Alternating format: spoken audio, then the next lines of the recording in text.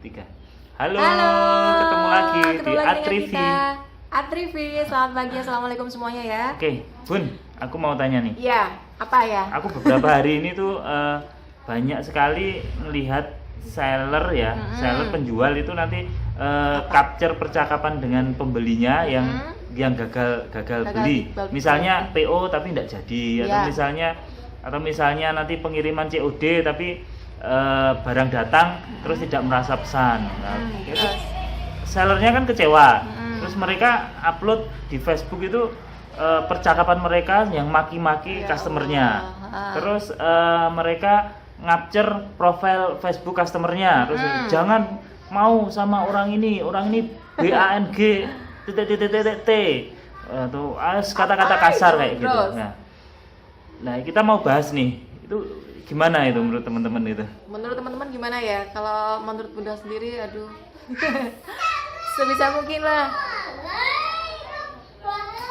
lah kita menghandle customer itu dengan perkataan yang baik, walaupun mungkin dalam hati kita kesel pasti ya, kesel, marah dan pasti lain sebagainya. Gitu. Itu ya buat kita sendiri aja, tapi kalau sudah kita tuliskan di WA atau di sosial media yang baik-baik lah, jangan buruk. Kita juga pernah ngalamin PO tapi ternyata nggak jadi beli gitu kan ya. Terus pengiriman COD ternyata mereka katanya tidak merasa pesan atau gimana gitu, kita juga sering mengalami. Tapi masalahnya ketika kita itu mengupload percakapannya ke Facebook, terus profilnya pembeli langsung di-floorkan, jangan beli sama yang ini, itu malah membuat kesan negatif terhadap kita kalau menurut saya, karena jadi itu malah menunjukkan pribadi kita malah ya. Kemarin saya coba survei di beberapa teman seller sama beberapa customer gitu, dan hasilnya sama sih, baik teman-teman seller ataupun teman-teman customer. Saya tanyain waktu itu ada capturean gitu kan ya, intinya sih ada orang yang sudah beli COD tapi pas dikirim ternyata orangnya tidak merasa pesan gitu kan ya. Terus penjualnya ini marah-marah, terus maki-maki customer, terus di-upload di Facebook. Intinya biar orang lain tidak menjadi korban, biar orangnya kapok gitu, tapi dengan kata-kata yang kasar. Nah, setelah saya survei ke teman-teman seller dan teman-teman pembeli, rata-rata mereka malah takut gitu. Ya pastilah kan, apa ya, percakapan seperti itu kan seharusnya tidak di blow up atau tidak di-floorkan lah ya ke ini, ke muka umum gitu kan. Nggak bagus lah maksud saya. Iya gitu, jadi malah kesannya malah para pembeli itu, aku nggak bakal deh beli sama seller yang seperti itu, karena kan kita nggak ngerti ya. Kita kan nggak ngerti, misal versi kita nih, versi kita misalnya ada orang udah PO ke kita, pas barangnya datang, orangnya datang ke rumah, ternyata lu kok barangnya jelek gitu ya, harusnya kita coba melihat ke diri kita sendiri.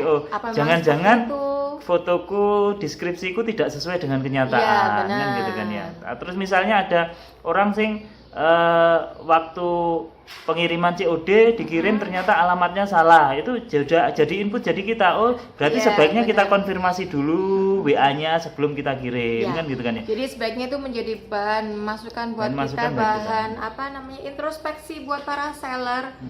Apa memang kita yang salah atau seperti apa ya. Jadi kita kalau memberikan feedback juga harus bagus lah.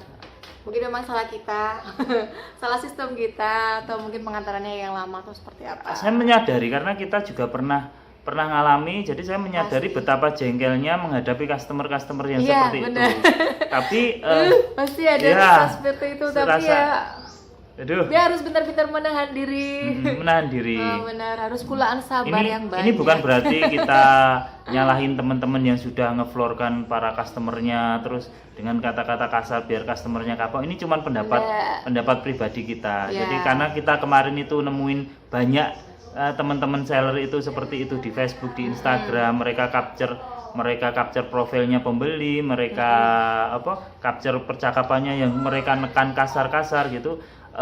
Ternyata setelah saya survei ke para teman-teman seller dan para teman pembeli, ternyata mereka malah kurang respect gitu loh. Mereka kurang respect gitu.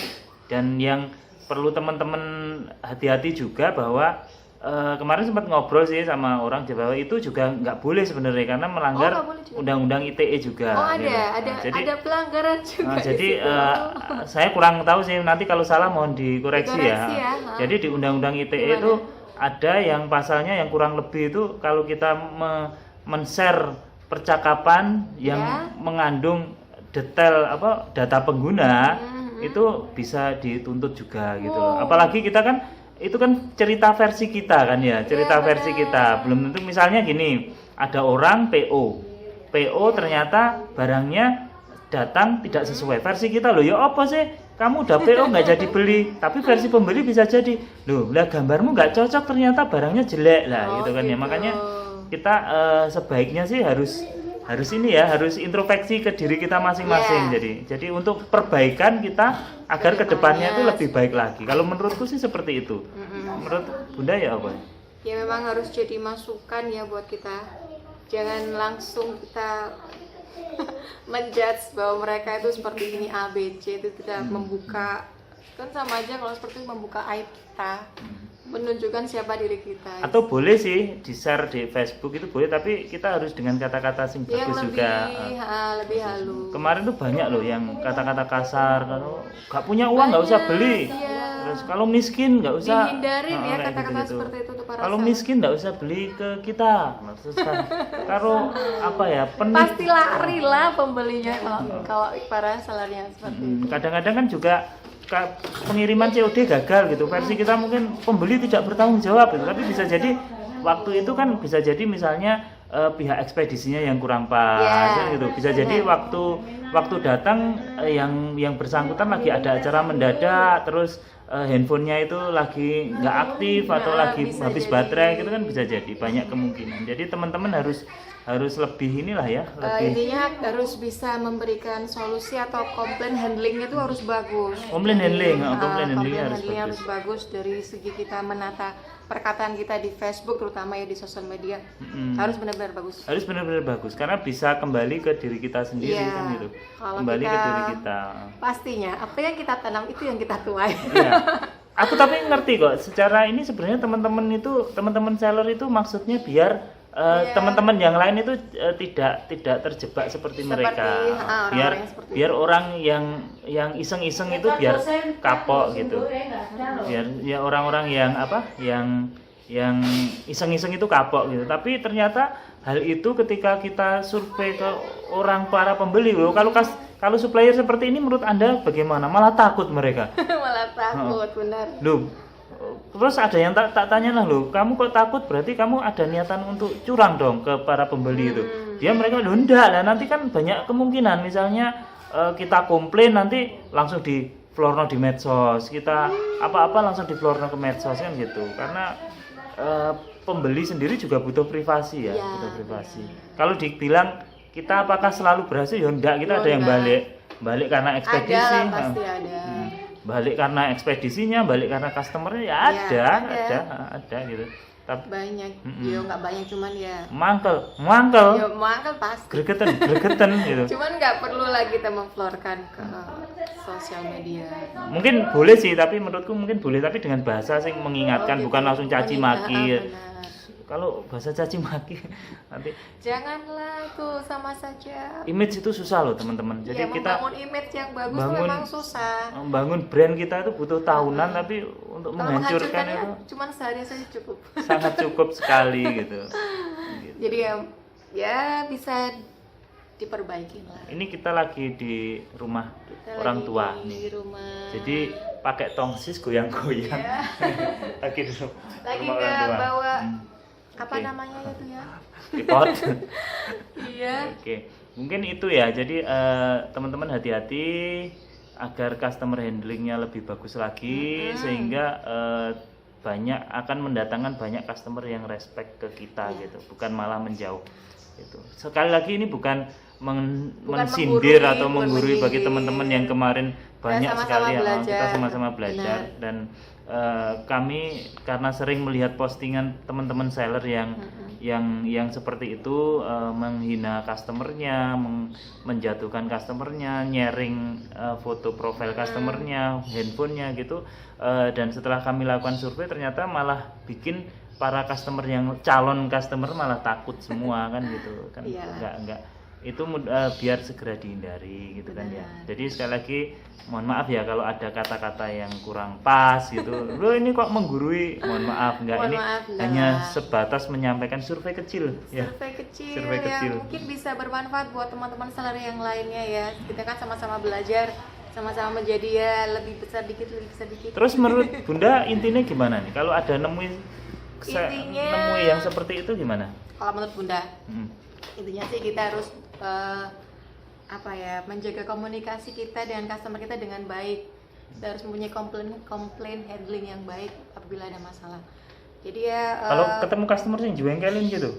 Kalau ketemu pasti kan enggak kan kita online Ya enggak, maksudnya nemuin kasus seperti itu. Kalau menurut aku kok itu menjadi pembelajaran buat kita, memperbaiki sistem kita ya. Benar. Memperbaiki kan sistem kita. Mereka yang salah kan. Kita harus dari sudut pandang.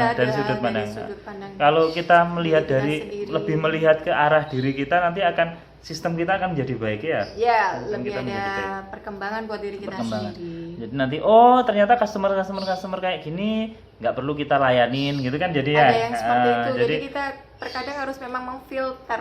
Jadi kita bisa nanti seiring berjalannya waktu kita bisa memfilter. Bisa memfilter.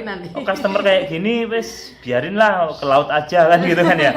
Customer ini nanti kita layani. Tapi nggak usah dikasih kata-kata yang tidak bagus, nggak usah. Cukup mungkin ya sedikit abaikan atau seperti. Berarti intinya kalau nemu kejadian gitu berarti bersyukur ya, kan mendewasakan kita gitu ya. Iya betul, betul, terima kasih. Oke, mungkin itu aja ya. Ya, semoga pembahasan kita obrolan kali ini ringan bukan pembahasan ya, obrolan ringan. Ya. Obrolan ringan kita hari ini semoga cukup bermanfaat buat kita semua. Membuat kita menjadi lebih baik lagi ke depannya. Lebih sukses lah untuk online shop kita semua ya. Baik, barakallah buat ilmunya hari ini. Semoga kita bisa sukses bersama-sama. Terima kasih. Assalamualaikum warahmatullahi wabarakatuh. Bye.